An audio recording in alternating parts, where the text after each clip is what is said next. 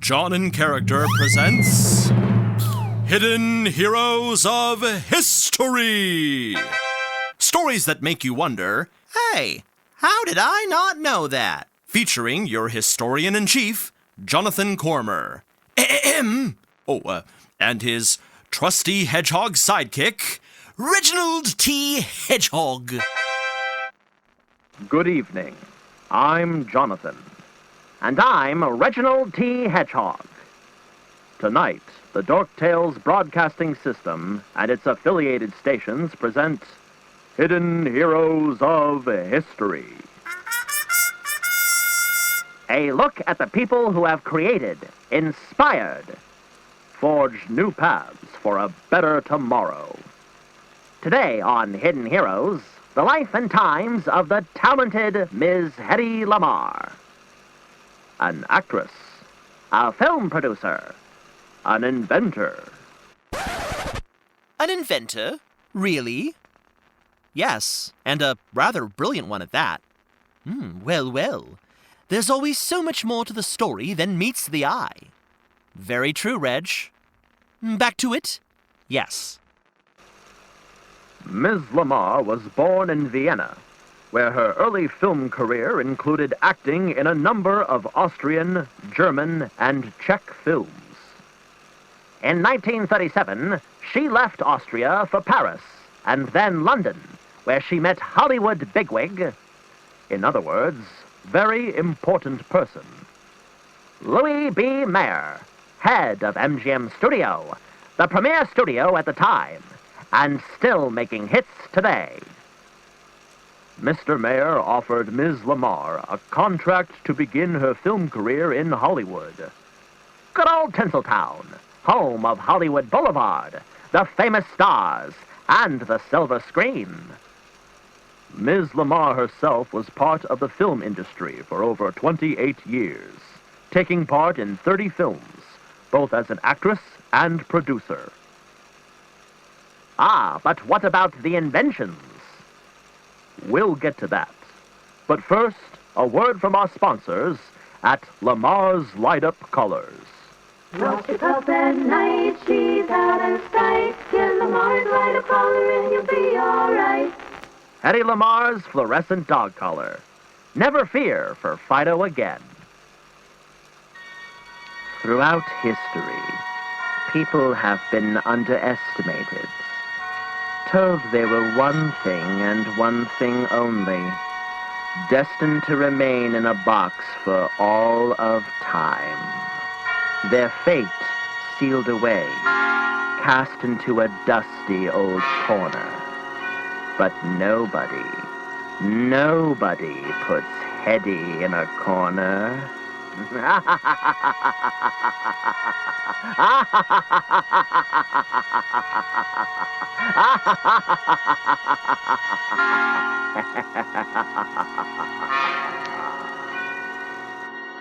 My word.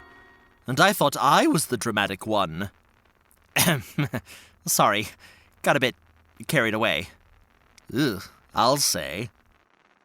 Anyways, Ms. Lamarr was called the most beautiful woman in the world by the folks trying to sell her movies to the public. She became well known for this, I hear. Yes, but little did they know, between takes, she could be found in her trailer conducting scientific experiments. Ooh, is that so? It is so. Lamarr's interest in invention began at age 5, when she took apart a music box and reassembled it. At age 5? And her curiosity stayed with her for the rest of her life. Oh, do go on. Well, for example, she befriended famous inventor and film producer Howard Hughes, who was known in part for his legacy in aviation. Building planes and flying them at great speeds? That's right. It all began in 1932. The creation of the Hughes Aircraft Company, originators of the Hughes H-4 Hercules Spruce Goose aircraft, and more, setting records for flying fast. But they didn't get there alone. Enter Ms. Lamarr, smart, savvy, lover of invention.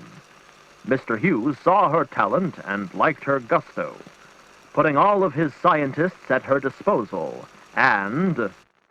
And what did she invent? Well, she saw that the wing design wasn't cutting it and slowed the planes down. So she found books on birds and fish and created a new design using nature as her guide. Mr. Hughes readily adopted this new innovation for his aircraft. Jonathan, this is huge! What cleverness and creativity! We haven't even talked about her most influential invention, one that still impacts our daily lives. Let's do that right this moment. And we will, right after... Let me guess. Another word from our sponsors? That's right. It's a real humdinger out there. It sure is. And you know what I need when I'm feeling hot as a firecracker? A cold pop? You know it. And with Hedy Lamarr's dissolvable soda pop tablets, I can always have a drink at my fingertips. Well, golly! Hedy Lamarr's Soda Pop Fizz. Let the tablet take a dip for a refreshing sip. Picture it. World War II is in full swing. Ms. Lamarr, wanting to contribute through her love of experimenting, volunteers her services to the National Inventors Council. And oh, what a time they had together! Sadly, no. The council turned her down. They suggested she use her celebrity status to sell war bonds. How discouraging for some. But Ms. Lamarr could not be stopped. For instance, she learned that the Navy was using radio signals to launch their defenses. They sent those signals, or frequencies, using one channel, which meant the frequencies could easily be jammed. The radio signals could be discovered, translated, and stopped, and the Navy's communications would be blocked, leaving them hopeless, defenseless, afraid. But Ms. Lamarr came up with a brilliant idea. Frequency hopping. This means that instead of all those communications going on one easily intercepted channel, they would hop around on many different channels. And if one channel was jammed, it would only stop a second or two of the radio communications. And the radio signals could not be as easily intercepted unless you knew the channels that were going to be used beforehand. What brilliance! I know. She went to her friend, a piano composer by the name of George Antile. They worked together to develop the idea, creating a device that had the frequencies jump across 88 different channels, like the 88 keys on a piano.